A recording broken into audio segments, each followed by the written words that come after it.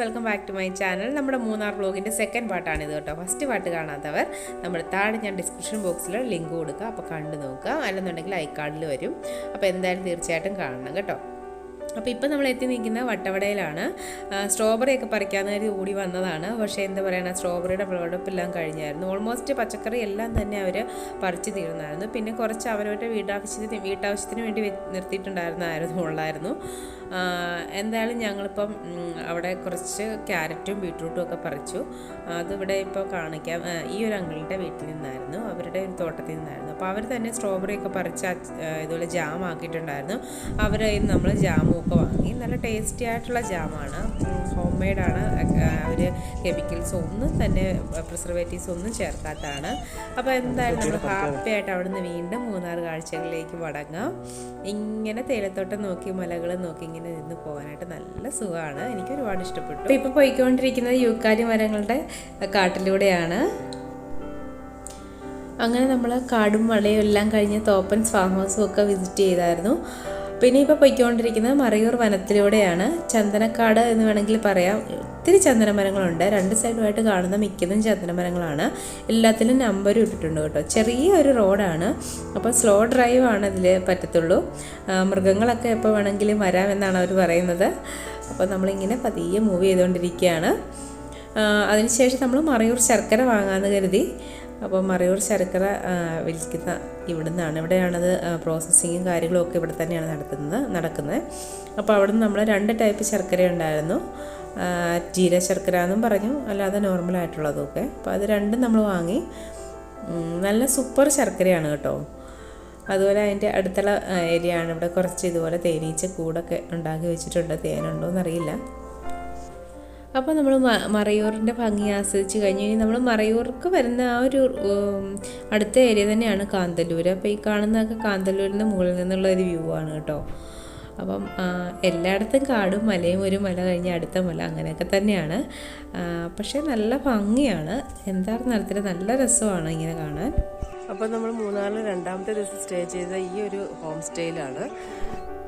അപ്പോൾ നമ്മുടെ ആ ഹോം സ്റ്റേയുടെ ഫ്രണ്ടിൽ നിന്ന് തന്നെ നോക്കുമ്പോൾ കാണുന്ന ഒരു വ്യൂ ആണിത്. അങ്ങകലെ വേറൊരു മല കാണാം, പിന്നെ ചെറിയ ചെറിയ ബിൽഡിങ്സ് കാണാം, അതുപോലെ റിസോർട്ടുകൾ കാണാം, ഹോം സ്റ്റേ വേറെയും കാണാം.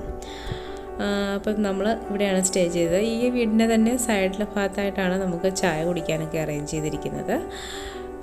അപ്പോൾ നമ്മൾ ഇവിടുന്ന് ഇറങ്ങാനായിട്ട് റെഡിയാകുകയാണ്. അപ്പോൾ കുറേയധികം പൂക്കളും ചെടികളും ഒക്കെ ഇവിടെയുണ്ട്. നല്ല രസമായിട്ടുള്ള പൂക്കളുകളാണ് ഇവിടെ കാണാൻ പറ്റുന്നത്. അപ്പം ആരോമലും ചേച്ചിമാരും എല്ലാം ഇവിടെ ഊഞ്ഞാലാടുവാണ്. എന്നാൽ നല്ലൊരു രസം ഉണ്ടായിരുന്നു ഇവിടെ. ഇവിടുത്തെ ഹോം സ്റ്റേ ആണെങ്കിലും നല്ല രസമായിരുന്നു. പിന്നെ എല്ലാവരും മടുത്തത് കാരണം ഭയങ്കര ക്ഷീണിച്ചു പോയായിരുന്നു. അപ്പം വന്നപ്പോഴേ എല്ലാവരും രാത്രി കിടന്നു. അതുകൊണ്ട് നൈറ്റിന് അകത്തെ റൂംസിൻ്റെ ഒന്നും വീഡിയോസ് എടുക്കാൻ പറ്റിയില്ല.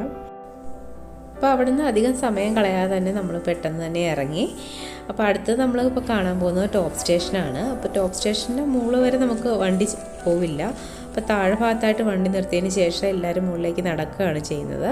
ഇതൊരു നല്ലൊരു എക്സ്പീരിയൻസ് ആണ് കേട്ടോ. മൂന്നാർ വരുന്നവരെ മിസ് ചെയ്യാതെ പോകേണ്ട ഒരു സ്ഥലമാണിത്, ടോപ്പ് സ്റ്റേഷൻ എന്ന് പറയുന്നത്.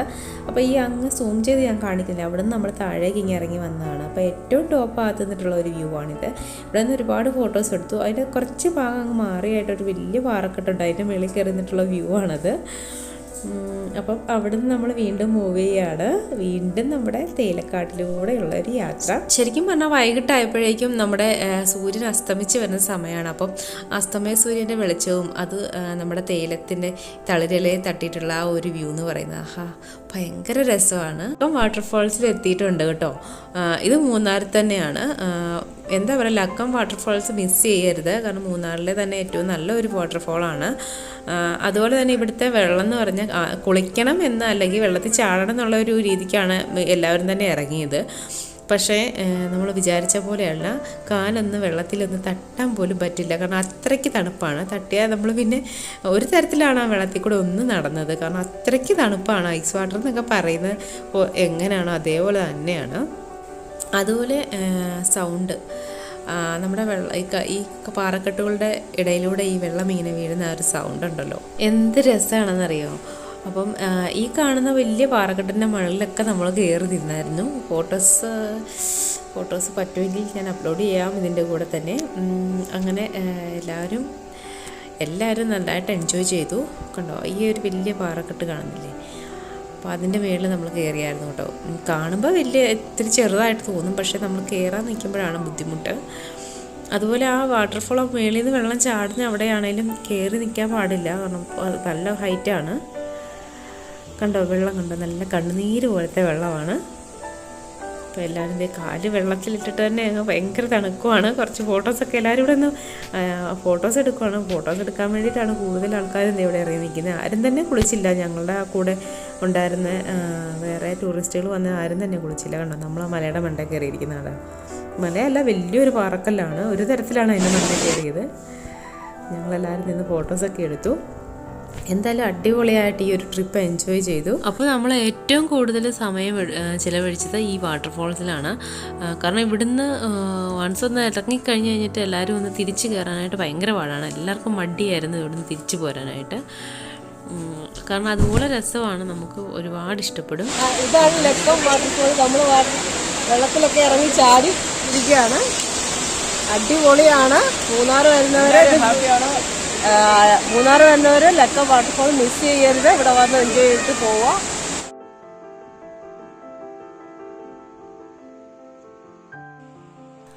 അപ്പോൾ എന്തായാലും നമ്മൾ ഇവിടുത്തെ പരിപാടി കഴിഞ്ഞിട്ട് തിരിച്ചു പോകാനായിട്ട് റെഡി ആവുകയാണ്. അപ്പോൾ വരുന്ന വഴിക്ക് കണ്ട ഒരു ചെടിയാണിത്. അതിൽ നല്ലൊരു പൂവാണിത്. നല്ല രസമാണ് കാണാൻ. എന്താ അതിൻ്റെ പേരെന്നും അറിയത്തില്ല. നിങ്ങൾക്ക് ആർക്കെങ്കിലും മനസ്സിലായെങ്കിൽ താഴെ ഒന്ന് കമൻറ്റ് ചെയ്തേക്കും കേട്ടോ. അപ്പോൾ നമ്മളെന്തായാലും സൈഡിൽ വണ്ടിയൊക്കെ ഒതുക്കിയിട്ട് തേയിലക്കാടിൻ്റെ ഇടയ്ക്ക് കൂടെ എല്ലാവർക്കും ഒന്ന് നടക്കണം എന്ന് പറഞ്ഞിട്ട് നമ്മൾ അതിൻ്റെ ഇടയ്ക്കോട്ട് കയറി. ചെറിയൊരു തണുപ്പ് തുടങ്ങിയിട്ടുണ്ട് കേട്ടോ. തേയിലച്ചെടി ഇതാണ് മൂന്നാറിലെ തേയിലച്ചെടി. ഇത് ഇങ്ങനെയാണ് ഉള്ളി എടുക്കുന്നത്. പക്ഷെ ഇവിടെ ആരും ഉള്ളാനില്ല. ഒരു മണം ഇപ്പൊ ഇല്ല. പക്ഷെ ഉണങ്ങി പൊടിച്ച് ഇവിടെ ആരും ഞുള്ളാനില്ലെന്നാണ് പറഞ്ഞിട്ടുണ്ടേ.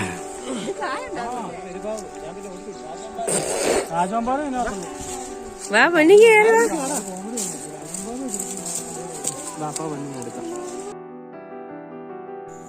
അങ്ങനെ മൂന്നാറിൻ്റെ മുഴുവൻ ഭംഗിയും നമ്മൾ ആസ്വദിച്ചു.